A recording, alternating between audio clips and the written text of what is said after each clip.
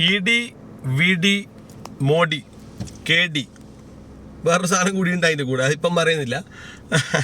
അതായത് ഇപ്പോൾ ED എന്ന് പറയുന്ന ഒരു സ്ഥാപനത്തെ, ഒരു കേന്ദ്ര സ്ഥാപനത്തെ ഒരു ടൂളായിട്ട് നമ്മൾ മെഷീൻ ഗണ്ണും AK-47 ഒക്കെ ഉപയോഗിക്കുന്നത് പോലെ ഒരു ടൂളാക്കി ഉപയോഗിക്കുന്ന ഒരു പ്രഹസന നാടകം നമ്മൾ കുറച്ച് നാളായി കണ്ടുകൊണ്ടിരിക്കുന്നു. എല്ലാം കണ്ട് ഒരു വിഡ്ഢിയാകുന്ന പൊതുജനം എല്ലാത്തിനും സാക്ഷി നിന്നുകൊണ്ട് പോകുന്നൊരു കാലഘട്ടം കഴിഞ്ഞു. അതിൻ്റെ ഒരു എക്സാമ്പിളാണ് നമ്മൾ കണ്ടത്. ഇപ്പോൾ പിണറായി വിജയൻ്റെ വീട്ടിൽ നിന്ന് ഇറങ്ങി വന്ന EDക്ക് ജനങ്ങളുടെ പ്രതിഷേധം നേരിടേണ്ടി വന്നതിൻ്റെ ഒരു എക്സാമ്പിളാണിത്. എന്തും കണ്ടും കേട്ടും നിൽക്കുന്ന, സഹിച്ചു നിൽക്കുന്ന പണ്ടത്തെ തലമുറയിലെ പാവപ്പെട്ട സ്ത്രീകളെപ്പോലെ ജമ്മിത്തത്തിൻ്റെ സംബന്ധം കൂടാൻ വന്നിരിക്കുന്നവരുടെ മുമ്പിൽ അടിയറവ് പറഞ്ഞുകൊണ്ട് തലകുനിച്ച് നിൽക്കുന്ന ആ ഒരു കാലഘട്ടം കഴിഞ്ഞു എന്ന് വ്യക്തമാക്കുന്ന രീതിയിലുള്ളൊരു പ്രതിഷേധമാണ് നമ്മൾ കണ്ടത്. നമുക്ക് നോക്കാം, കുറച്ച് ആൾക്കാരുടെ പേര് ഞാൻ പറയാം. അരവിന്ദ് കെജ്രിവാൾ, ഓക്കെ, DK ശിവകുമാർ, അതുപോലെ തന്നെ ഇപ്പോൾ ആത്മഹത്യ ചെയ്ത CJ റോയ്. ഈ കേസുകളൊക്കെ നമ്മൾ എടുത്ത് നോക്കുവാണെങ്കിൽ, നമ്മൾ ഓരോന്ന് 1 by 1 നോക്കുവാണെങ്കിൽ ED എന്താണ്, ED കാണിച്ചിരിക്കുന്ന പ്രഹസന നാടകം, so called political drama, political satire, the upcoming terror, കടയാളി ബേബി എന്ന് പറഞ്ഞ പോലത്തെ ഒരു കേസാണ് ED ഇവിടെ കാണിച്ചുകൊണ്ടിരിക്കുന്നത്. അതായത് നമുക്കറിയാം, കെജ്രിവാളിൻ്റെ കേസ് നോക്കുകയാണെങ്കിൽ, കെജ്രിവാൾ ഡൽഹിയിൽ ആം ആദ്മി പാർട്ടി വളരെ സ്ട്രോങ് ആയി നിൽക്കുന്ന സമയം അവരവിടെ വെള്ളം, മറ്റേ ഇലക്ട്രിസിറ്റി, വാട്ടർ ചാർജസ് കുറച്ച് കൊടുക്കുന്നു. ഇതിൻ്റെ അതിൻ്റെ പേര്, നമ്മുടെ ഇലക്ട്രിക് ബില്ല് ഹാഫാക്കി കൊടുക്കുന്നു. അങ്ങനെ ഒരുപാട് കേസുകളിൽ അവർ അതിൻ്റേതായ ഡിസ്കൗണ്ട്സും കാര്യങ്ങളൊക്കെ കൊടുത്തുകൊണ്ടിരിക്കുകയാണ് ജനങ്ങൾക്ക്. അപ്പോൾ ജനങ്ങൾ വളരെയധികം എക്സൈറ്റഡ് ആണ്. ജനങ്ങൾ അതിൻ്റെ പേരിൽ വളരെയധികം AAPയിലേക്ക് ചായ്ന്നു പോകുന്നുണ്ട് എന്നുള്ള വാർത്ത വ്യക്തമായി മനസ്സിലാക്കിയ BJP ചെയ്തത് എന്താണ്? അദ്ദേഹത്തെ കള്ളക്കേസിൽ കുടുക്കി EDയെ ഉപയോഗിച്ചു. ED ഉപയോഗിക്കുമ്പോഴുള്ളൊരു ഗുണം എന്താണെന്ന് വെച്ചാൽ, ED ഉപയോഗിക്കുമ്പോൾ അധികം തെളിവും കാര്യങ്ങളൊന്നും വേണ്ട. നിങ്ങളുടെ അക്കൗണ്ടിലേക്ക് ഏതെങ്കിലും ഒരു ട്രാൻസാക്ഷൻ്റെ പേരിൽ അല്ലെങ്കിൽ ഏതെങ്കിലും ഒരു വിനിമയത്തിൻ്റെ പേരിൽ നിങ്ങൾക്ക് പെട്ടെന്ന് അതിൻ്റെ പേപ്പേഴ്സ് കാണിക്കാനില്ല. അവർ ചോദിക്കുമ്പോൾ കാണിക്കാനില്ലെങ്കിൽ നിങ്ങൾ അവരുടെ മുമ്പിൽ നിങ്ങൾ പ്രതിയാണ്, നിങ്ങൾ പ്രതിയാക്കി ചേർക്കപ്പെട്ട് കഴിഞ്ഞു. പിന്നെ നിങ്ങൾ കോടതിയിൽ ഫൈറ്റ് ചെയ്ത് കോടതിയിൽ നിങ്ങൾ ലീഗൽ എവിഡൻസ്, പ്രൂഫുകൾ ഹാജരാക്കി നിങ്ങൾ ഊരിപ്പോരണം. അങ്ങനെയാണ് ഇപ്പോൾ കെജ്രിവാൾ വന്നത്. കെജ്രിവാൾ 1 വർഷത്തോളം അവിടെ ഫൈറ്റ് ചെയ്തു, കോടതിയോട് ഫൈറ്റ് ചെയ്തു. എങ്ങനെ, എത്രത്തോളം ഫൈറ്റ് ചെയ്തെന്ന് വെച്ചാൽ, കോടതിയിൽ അവരെ വിചാരണ ചെയ്യാമെന്ന് ജസ്റ്റിസിനോട്, അവിടെയുള്ള ജഡ്ജിയോട് വരെ പറഞ്ഞു, നിങ്ങളെ എനിക്ക് വിശ്വാസമില്ല, നിങ്ങൾ സോ ആൻഡ് സോ പാർട്ടിയുടെ ചില പരിപാടികളിൽ നിങ്ങൾ 2-3 തവണ അവിടെ നിങ്ങൾ ഉദ്ഘാടകയായിട്ടും നിങ്ങളുടെ ആ പരിപാടിയുടെ അധ്യക്ഷയായിട്ടൊക്കെ നിങ്ങളെ കണ്ടിട്ടുണ്ട്.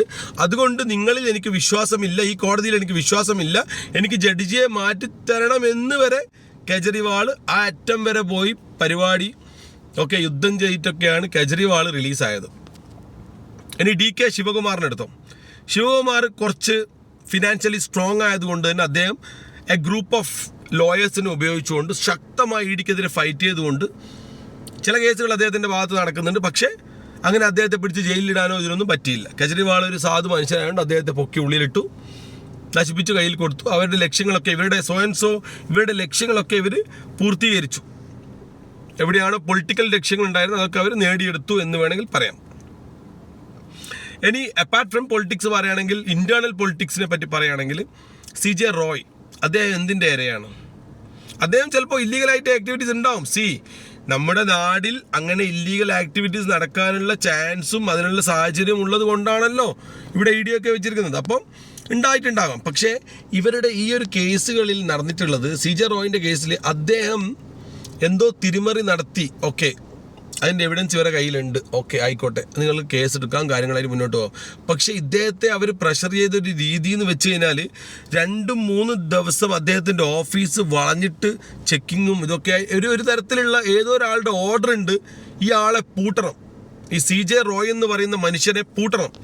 അദ്ദേഹം ഒരുപാട് ഈ ഇല്ലീഗൽ മണി, ബ്ലാക്ക് മണി വൈറ്റായി കൊടുക്കുന്ന പരിപാടികൾ ചെയ്യുന്നുണ്ട് എന്നുള്ള പോലത്തെ, ഇയാളെ പൂട്ടിയേ അടങ്ങും.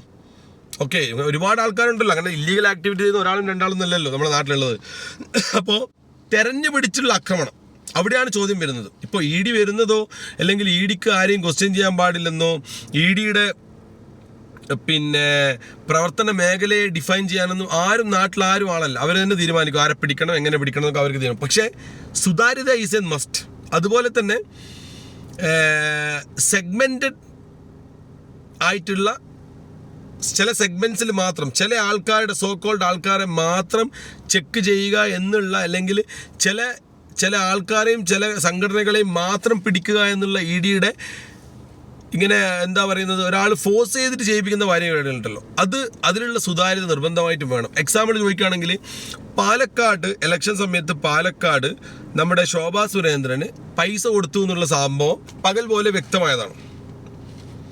നേരാണ് കൊടുത്തതെന്നൊക്കെ ചേച്ചി പറഞ്ഞെങ്കിലും മുംബൈയിൽ നിന്ന് വന്നൊരു ലേഡി ഇവരുടെ ഇത് പ്രകാരം അവിടെയുള്ളൊരു അമ്മച്ചിക്ക് ഒരു 5,000 രൂപയും കാര്യങ്ങളൊക്കെ കൊടുത്തു എന്നുള്ളത് പല വീടുകളിൽ ഇവർ കൊടുത്തു എന്നുള്ളത് തെളിഞ്ഞ കാര്യമാണ്.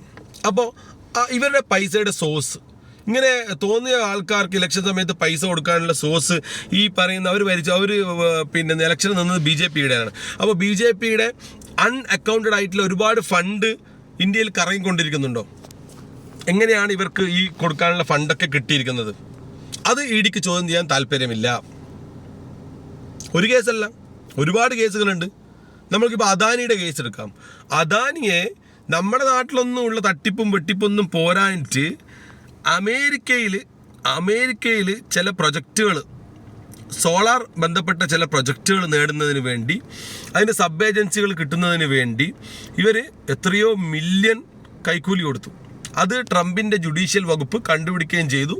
കയ്യോട് അദാനിൻ്റെ പൂട്ടേണ്ട പ്ലാനായിരുന്നു അവർ. അപ്പോൾ അദാനി എന്ന ബുദ്ധിരാക്ഷസൻ, നമ്മുടെ നാടിൻ്റെ ഇൻഡസ്ട്രിയലിസ്റ്റ് ആയിട്ടുള്ള അദാനി ഉടനെ തന്നെ ട്രംപിൻ്റെ പേഴ്സണൽ കാര്യങ്ങൾ നോക്കുന്ന ലോയറെ പിടിക്കുകയും ആ ലോയറിൻ്റെ റിക്വസ്റ്റ് പ്രകാരം ട്രംപ് ഒരു നെഗോസിയേഷൻ മുന്നോട്ടേക്ക് വെച്ചു. $60 ബില്യൺ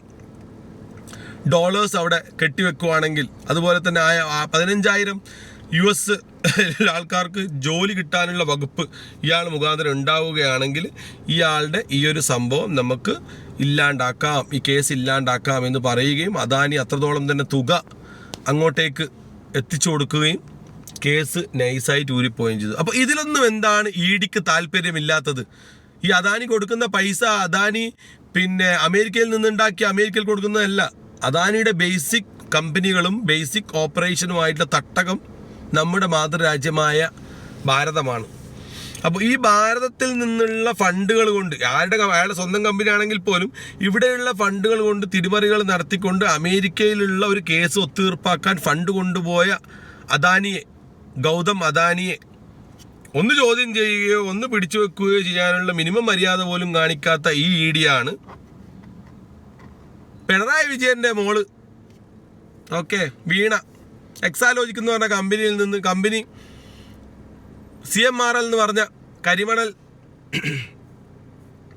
ഖനനം ചെയ്യുന്ന കമ്പനിയിൽ നിന്ന് കരിമണൽ കർത്തായിൽ നിന്ന് 1,78,00,000 വാങ്ങി എന്ന് പറഞ്ഞിട്ട് ഇവിടെ ചെക്കിങ് പ്രഹസന നാടകമായിട്ട് വന്നിരിക്കുന്നത്. ഞാൻ പറഞ്ഞത് ഇതൊന്നും ചെക്ക് ചെയ്യേണ്ടെന്നല്ല, അല്ലെങ്കിൽ പിണറായിയുടെ മോളായതുകൊണ്ട് വീണ തെറ്റ് ചെയ്യാത്തൊരു സ്ത്രീയാണ്, അല്ലെങ്കിൽ അവർ അങ്ങനെയൊന്നും ചെയ്യില്ല എന്നുമല്ല വാദിക്കുന്നത്.